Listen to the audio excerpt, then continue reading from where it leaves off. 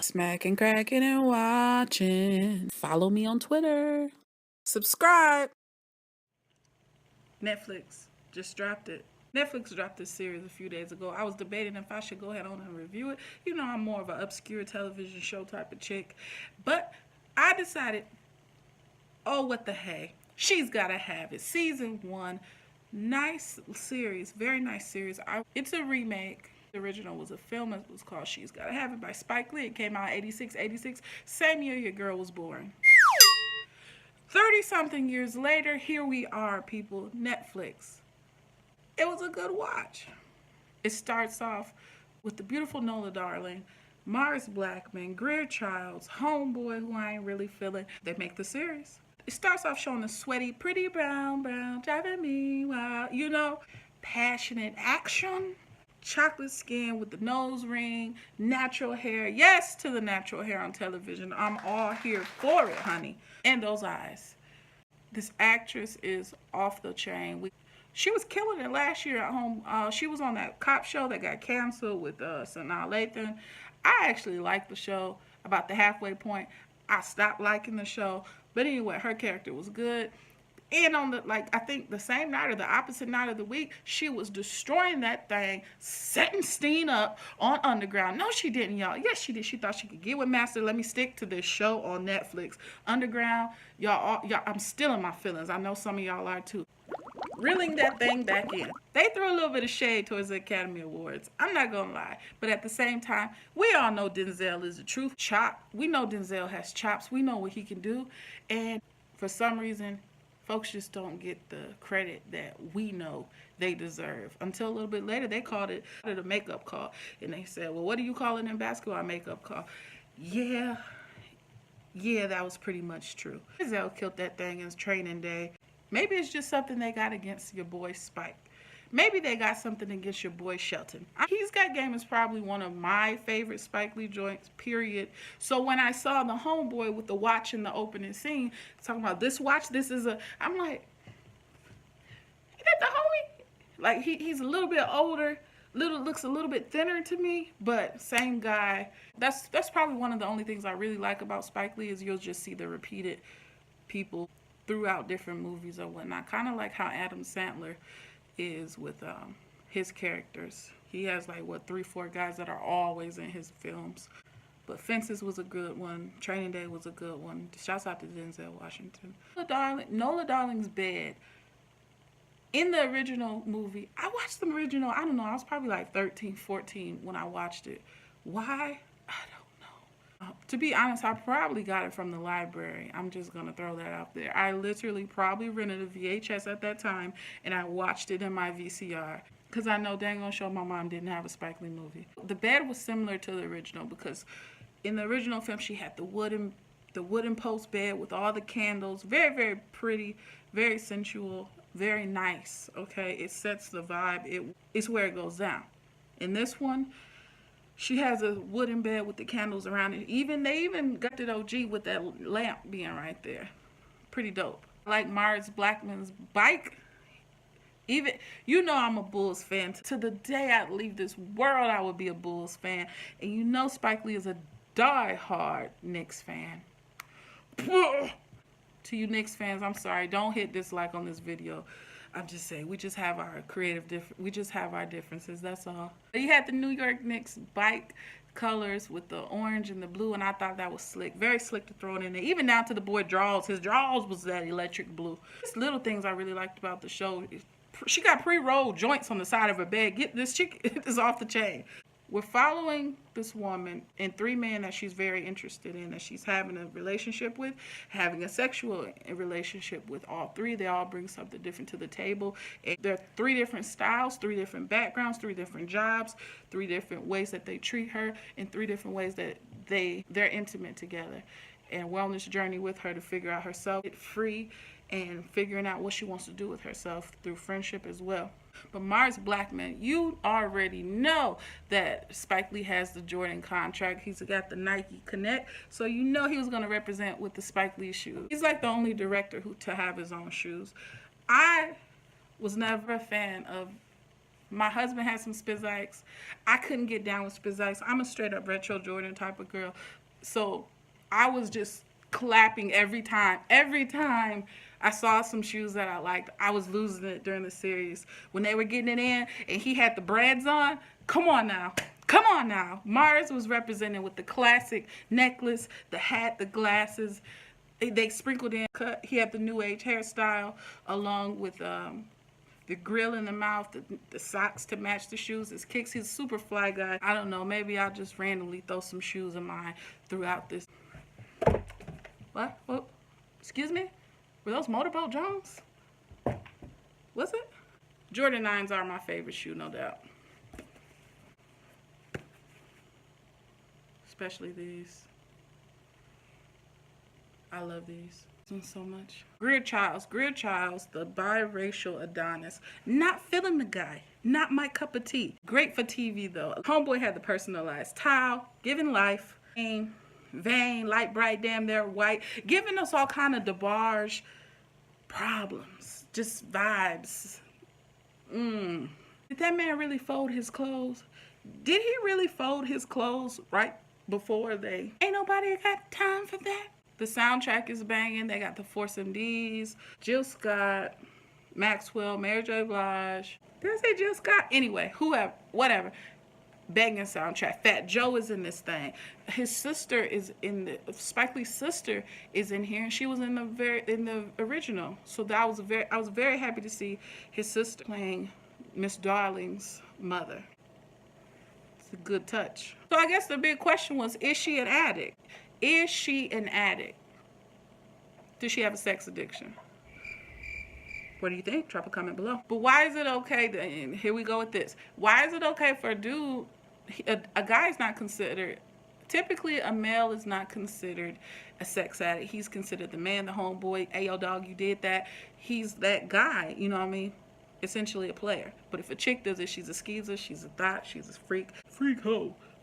Bounce that. She's a hood rat. Or people like to say they're liberated or fluid or whatnot. But what do you think? Is she an addict? I don't know. I just think she's a... I guess I have to answer that in a couple minutes. It really sucked when the guy hemmed her up on the side of the street. You know, hey girl, let me holler at you, and grabbed her. It was very inappropriate, disrespectful, unwanted contact. I'm just saying. But they're saying it's not right. That's not her name. It's not who I am.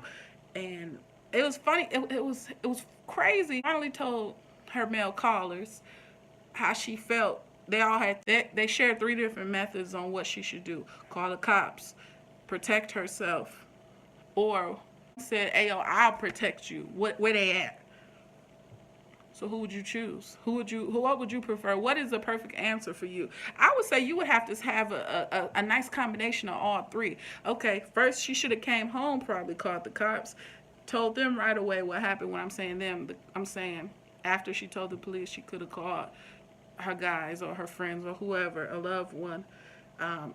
You always should know how to protect yourself, or you need to, and when I say protect yourself, I'm talking about hand to hand or with that thing, legit, legally.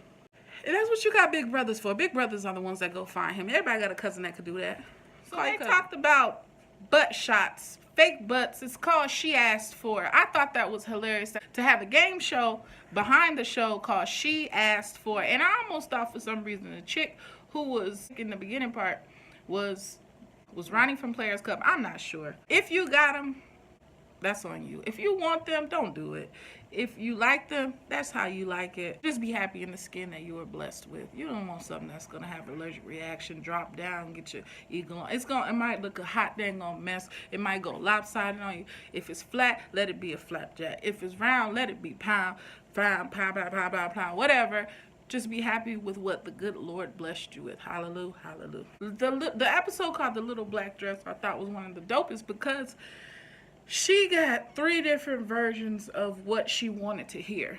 They kind of sort of gave her all the same answer of, hey, you put it on, don't be mad at how people want to look at you. If you put something on really revealing, They were saying, hey, don't be mad if they looking, don't be mad if they judging you off of what you're wearing, because it's their interpretation of you basically looking like a thought, so you should be treated like one. That's what they said. I didn't say it. It's America. You can wear what you want to wear. However, this is America. People can perceive you how they want to. So Jamie, he liked her dress, but he was embarrassed. His partners were there from work. He was still embarrassed. I feel he's just in it for the skins. She rocked the dress 3 different ways, like I said. With him, she wore the pumps. With Mars, she whipped out the 3s. She appears to be the happiest with him. And Opal, where she smiles the most, she has the most fun, they're free. But I guess that's every relationship. You gotta find that fine line of Greer, Jamie, Mars, and Opal all in one. And that's what she's looking for, but that's what she really don't want at the end of the day. It's the music. One of the greatest soundtracks. Sinatra to Solange to Floetry. When Floetry and Opal hit, that was perfect. Coltrane is one of my favorite artists. Sade, Brian McKnight. I'm not a Brian McKnight fan. I don't know what it is. I don't know. I just come back to me. No. If I want the crying man, I'll go with Keith Sweat. There's a right and a wrong way to love, I even deal with Eric Benet because sometimes he cries and I just like screaming to that song. So she wanted that old thing back. She was happiest. You know what I loved about the Opal scene? Glasses. Because Spike Lee is known for his eyewear. He's known for just not putting on traditional frames. They are always out of the box glasses. The Sally Jessy 2017 editions, poppin'. Loved it.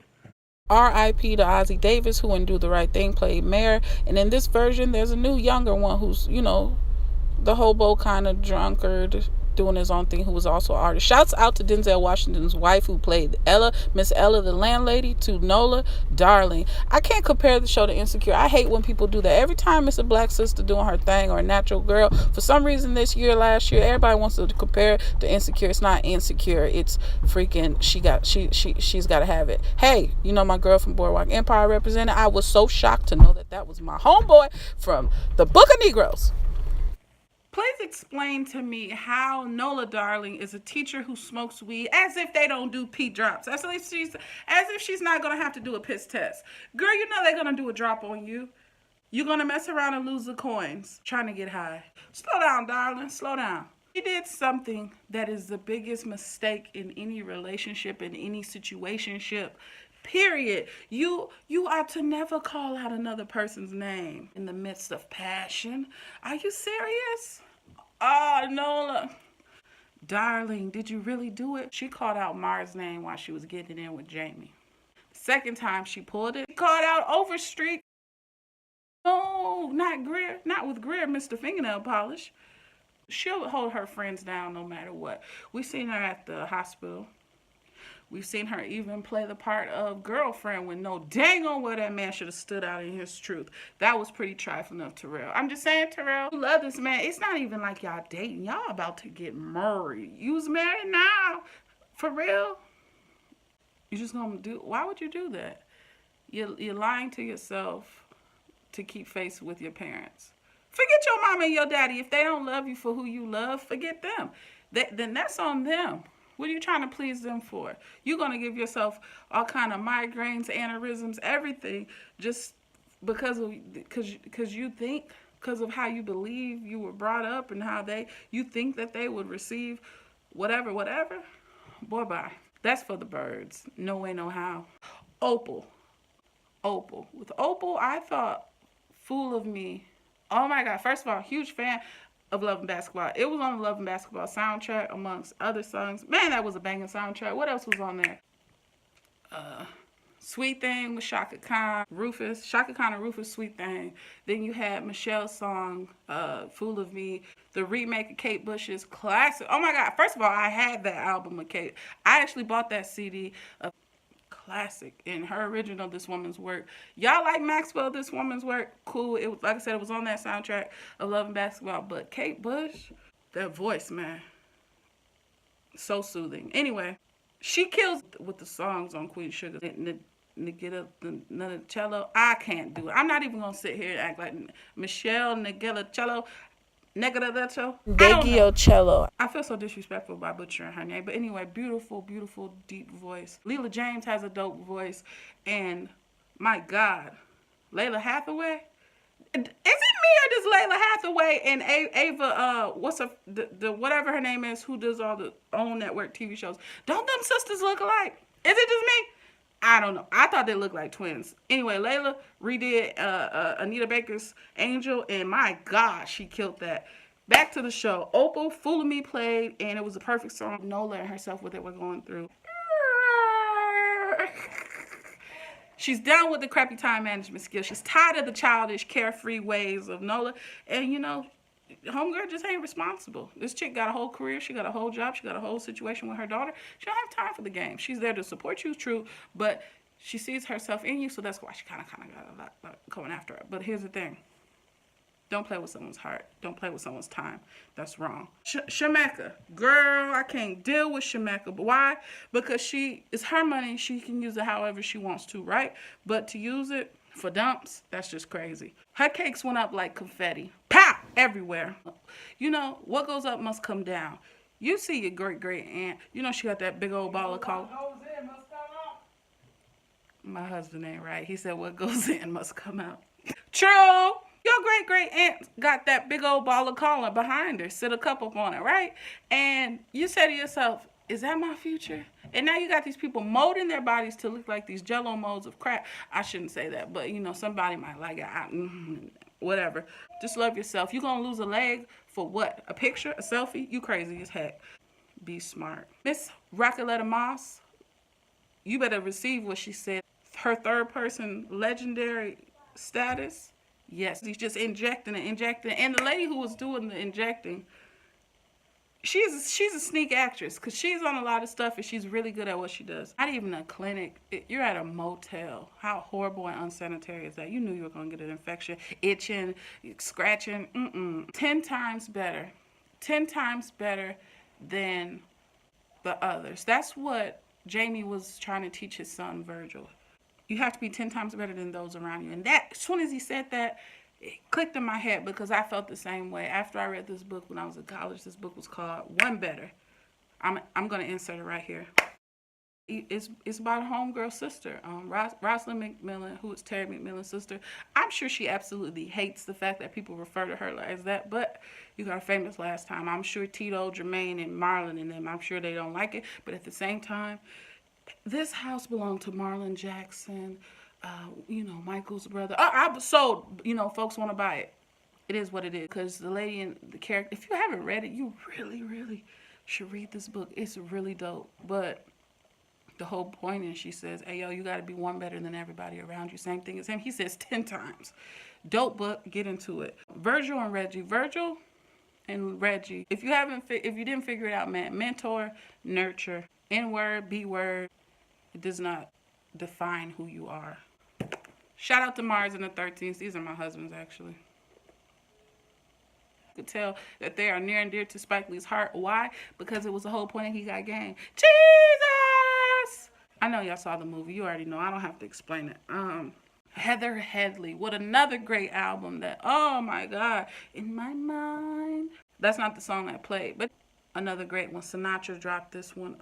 Spike Lee stepped in as Joe. Did y'all see him with the perm looking like a lost member of the Temptations? Jackie Wilson looking lonely teardrops. I said, Joe, Spike, is this what you're doing? Is this what you're doing? Because I could have swore you had beef with Tyler Perry talking all that stuff about Tyler because Tyler was in everything, recording it, acting it, directing it. You were showing a big stank about it. And look at you. Look at you. Hating much. Don't come for me in the comment section, but I'm just saying. I had to sprinkle his beef with Tyler in this review somehow. So let me live. Let me live. Can I be great? Can I be great? With that whole scene, though, that scene when he's taking these shots, it was deep. He's taking shot after shot, hurting himself after hurting himself, not just the drink shot. 2 women that you love, hurting yourself. Is it worth it in the end? Find yourself, Jamie. Living in the basement, you crazy. That's a no-go. Can't do it. But that was his answer. That when his wife, when Cheryl went off on him, she said something about, you climbed on my back. If you needed to leave, you should have left. Forget that security, forget anger, living in regret.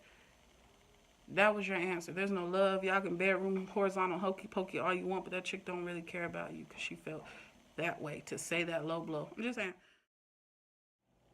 Let's talk about this dinner. Shouts out to Prince. Shouts out to the purple. Shouts out to Raspberry Beret. I am a huge Prince fan, so I appreciated the dance, the music. I don't know if Prince would have, though.